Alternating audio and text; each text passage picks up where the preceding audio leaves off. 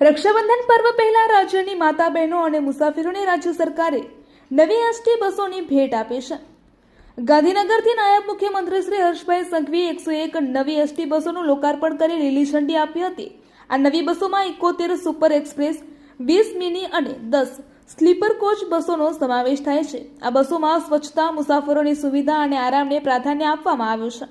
રક્ષાબંધનના વિશેષ સંચાલનમાં આ નવી બસો પણ ઉપયોગ કરવામાં આવશે। અમદાવાદના રસ્તા જાણે કે રનવે હોય તેમ એક પાયલોટ યુવકે લો ગાર્ડન પાસે પૂરપાટ ઝડપે મોંઘી પોર્સે કાર 100 થી પણ વધુની સ્પીડે દોડાવી હતી। આ કારની રફતારના કારણે 2 યુવકોના જીવ બચી ગયા હતા।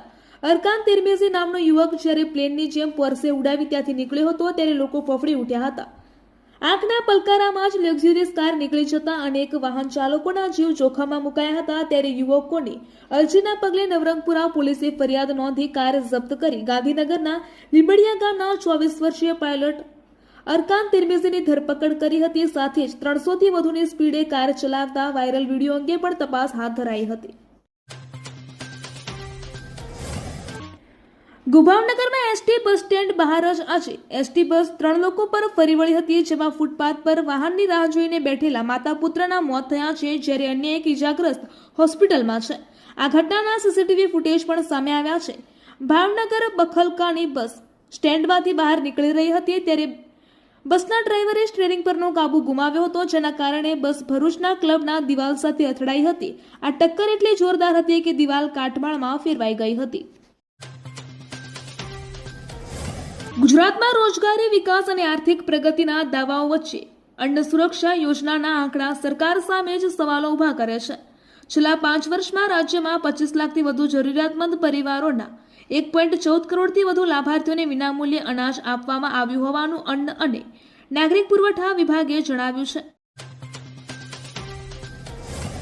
અમદાવાદના ઓઢવ વિસ્તારમાં આવેલી નટરાજ સ્કૂલમાં વિદ્યાર્થીઓની ઓછી હાજરી તેમજ શિક્ષકોના સેવા વિષયક લાભો અટકાવી રાખ્યા હોવાનું સામે આવ્યું હતું, તેમજ વિદ્યાર્થીઓની ખોટી હાજરી પૂરવા શિક્ષકો પર દબાણ કરવામાં આવતું હોવાનું પણ સામે આવતા અમદાવાદ શહેર જિલ્લા શિક્ષણ અધિકારીએ શાળાને નોટિસ આપી હતી। તેમ છતાં યોગ્ય જવાબ રજૂ ન કરી શકતા શાળાની માન્યતા રદ કરાશે અને 100% ગ્રાન્ટ કાપ કરવાની કાર્યવાહી કરવામાં આવશે, જે માટે અમદાવાદ શહેર જિલ્લા શિક્ષણ અધિકારી વડી કચેરીમાં રિપોર્ટ મોકલી આપ્યો છે।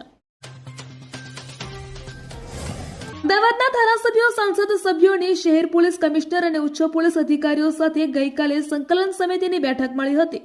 ગેરકાયદેસર દબાણ અને પાર્કિંગથી ટ્રાફિકની સમસ્યા, કાલુપુર વિસ્તારમાં રેવડી બજાર પાસે ચાલતી કેટલીક શંકાસ્પદ પ્રવૃત્તિઓને માધવપુરા તેમજ દરિયાપુરા વિસ્તારમાં રોડ પર ટ્રાફિક સમસ્યા સર્જાતી ગેરકાયદેસર નોનવેજ અને ઈંડાની લારીઓને દૂર કરવા માટેની રજૂઆત કરવામાં આવી હતી। મહેસાણામાં આવેલા પવિત્ર યાત્રાધામ અને શક્તિપીઠ બહુચરાજી માતાજીના મંદિરે હસ્તકના ઐતિહાસિક ગાયકવાડી તળાવની હાલમાં ભારે અવદશા જોવા મળી રહી છે। દરરોજ મોટી સંખ્યામાં આવતા માઈ ભક્તોની આસ્થા સાથે જોડાયેલા વિસ્તારમાં આવેલું તળાવ અસહ્ય ગંદકીથી ખદબદી રહ્યું છે। ગાયકવાડ સરકાર દ્વારા નિર્મિત આ તળાવના બ્યુટિફિકેશન માટે રાજ્ય સરકાર દ્વારા 2 થી 3 વખત ગ્રાન્ટ ફાળવવામાં આવી હતી, પરંતુ સ્થાનિક તંત્ર અને વહીવટી કાર્યકર્તાઓની ઈચ્છા શક્તિના અભાવે તેમજ બેદરકારીના કારણે સમયમર્યાદા પૂર્ણ થઈ જતા ગ્રાન્ટ વારંવાર પરત જતી રહે છે, જેના કારણે મંદિર પાસેનું આ પવિત્ર અને પ્રમુખ તળાવ બ્યુટિફિકેશનથી વંચિત રહીને બદતર હાલતમાં મુકાયું છે। સુરતના ભેસ્તાન વિસ્તારમાં રમતા રમતા 1.5 વર્ષનો બાળક ખુલ્લી સેફ્ટી પિન ગળી ગયો હતો। આ પિન બાળકની અન્નનળીમાં ફસાઈ જતા પરિવારના જીવ તાળવે ચોંટ્યા હતા। જો કે નવી સિવિલ હોસ્પિટલના નાક, કાન અને ગળા વિભાગના તબીબોએ કોઈપણ જાતની કાપકૂપ કે ચીરા મૂક્યા વગર જ આધુનિક ટેકનોલોજીથી 2 સેન્ટીમીટર ખુલ્લી સેફ્ટી પિન બહાર કાઢી બાળકને નવજીવન આપ્યું છે। આગામી દિવાળીના તહેવારો પહેલા જ સુરતના કાપડ ઉદ્યોગ પર મોંઘવારીનો મોટો માર પડવાની શક્યતા છે। મુખ્યત્વે ઇન્ડોનેશિયાથી આયાત થતા કોલસાના ભાવમાં સીધો 45 થી 50% સુધીનો તોતિંગ વધારો થયો છે।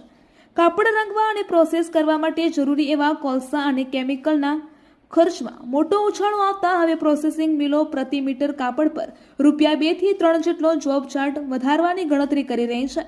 ત્યારે દિવાળીની સિઝન પૂર્વે જ પ્રોડક્શન કોસ્ટ વધી જતા બજારમાં તૈયાર કાપડના ભાવમાં પણ મોટો વધારો જોવા મળી શકે છે।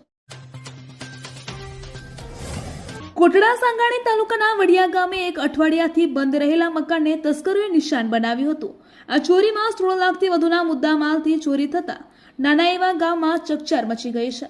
પોલીસે ઘટના સ્થળે પહોંચી તપાસ હાથ ધરી હતી. પ્રવીણસિંહ મંગળસિંહ જાડેજાના મકાનના બેઠક રૂમના દરવાજાના નકુચા તોડી તસ્કરો ઘરમાં પ્રવેશ્યા હતા. ત્યારબાદ ઘરના રૂમના આંગળિયા તોડી કબાટમાંથી રોકડ રકમ તેમજ સોના ચાંદીના નાના મોટા દાગીના મળીને કુલ 16 લાખથી વધુના મુદ્દામાલની ચોરી કરી તસ્કરો ફરાર થઈ ગયા હતા. અંદાજે રૂપિયા 55,000ની રોકડ રકમ ઉપરાંત સોના ચાંદીના દાગીનાની ચોરી થઈ હોવાનું જાણવા મળ્યું છે.